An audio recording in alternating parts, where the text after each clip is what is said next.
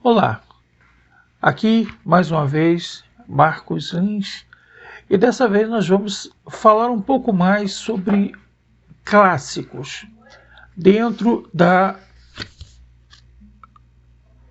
definição de Ítalo Calvino. Por que ler os clássicos?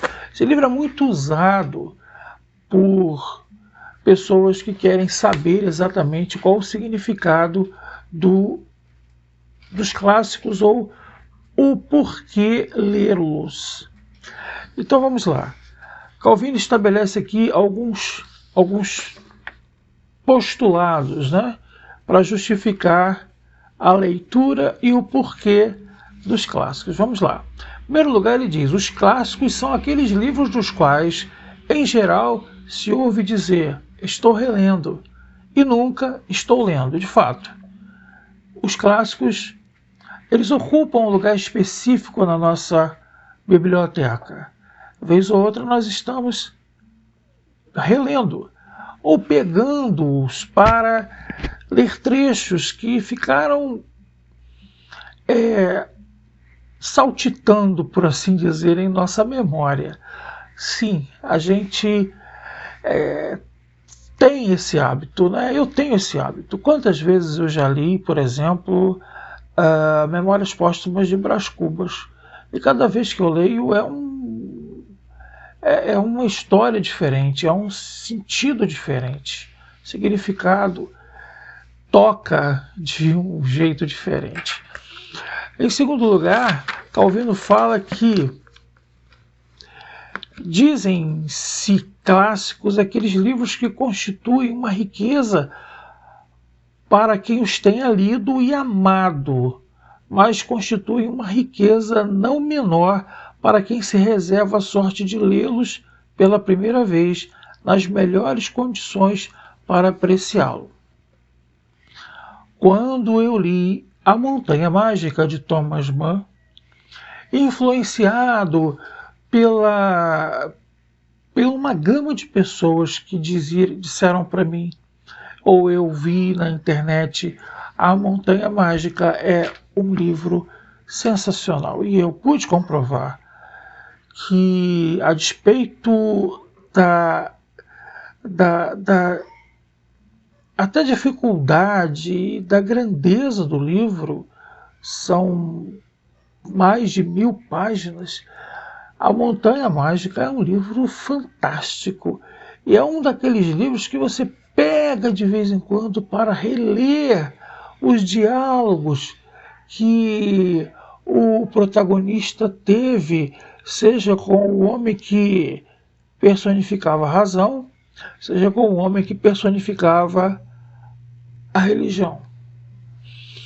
Em terceiro lugar, ele diz aqui, os clássicos são livros que exercem uma influência particular quando se impõem como inesquecíveis e também quando se ocultam nas dobras da memória, mimetizando-se como inconsciente, coletivo ou individual. Tenho certeza que você, se é um leitor, quanto mais, se é um leitor pelo menos razoável, já esbarrou com um clássico. Então, o clássico ele vai influenciar você pela diferenciação do discurso. Não se trata de um livro qualquer. E quando eu falo aqui, de um livro qualquer, eu estou me referindo àqueles livros que são mais do mesmo. Eles são rasos. Clássicos não. Clássicos se aprofundam.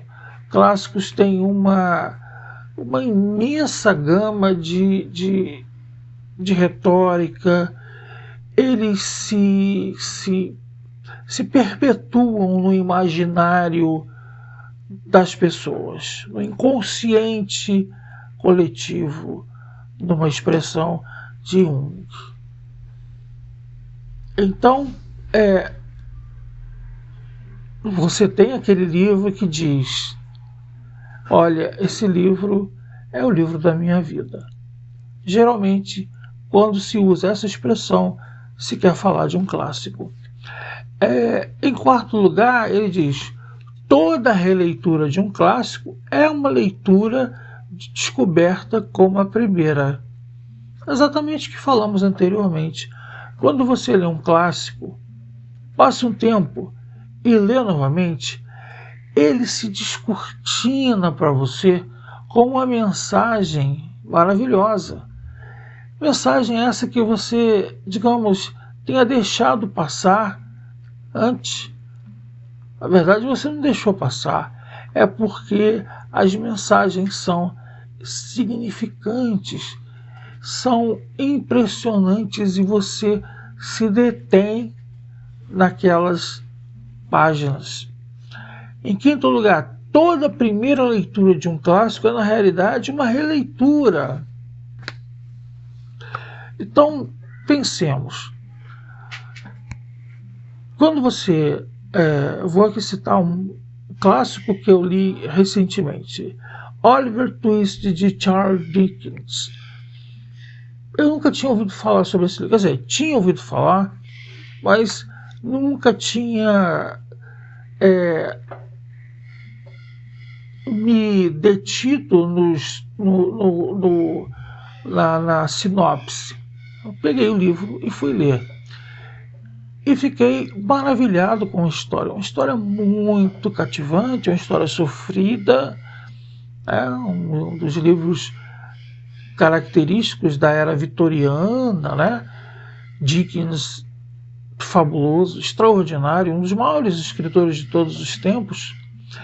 Então ali você percebe que se é um livro que marca, que tem certos trechos, ou todo o livro que é sensacional, então, sem dúvida nenhuma, a releitura ou a leitura, ele passa com o tempo a ser algo imprescindível.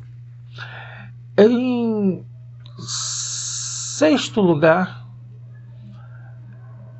um clássico é um livro que nunca terminou de dizer aquilo que tinha para dizer. Evidentemente, nunca se esgota. Nunca se esgota. Eu pego agora o exemplo da Bíblia Sagrada. Sou cristão, mas falo aqui que a Bíblia, ela nunca se esgota. Ela sempre tem algo a ser dito para você. E nunca termina, está sempre ali se renovando na nossa mente e no nosso imaginário.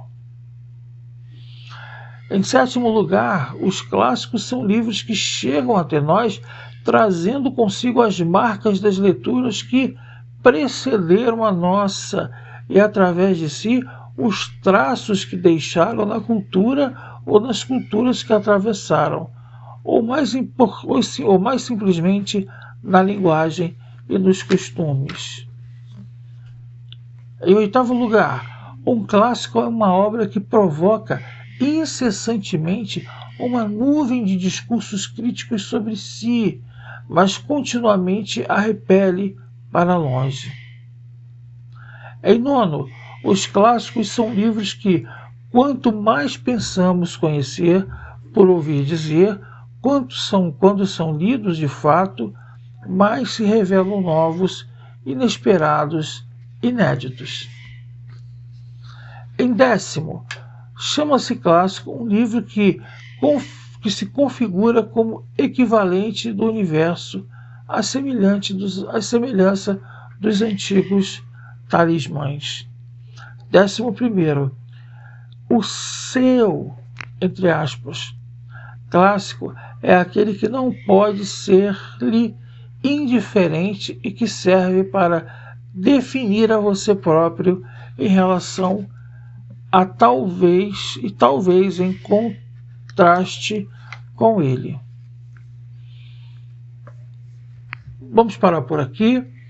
Depois nós vamos prosseguir com as qualificações que Ítalo Calvino sugere para diferenciar o clássico.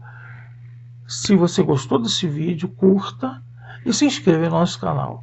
É sempre um prazer tê-lo aqui. Aqui Marcos falando, um grande abraço e um ótimo final de semana.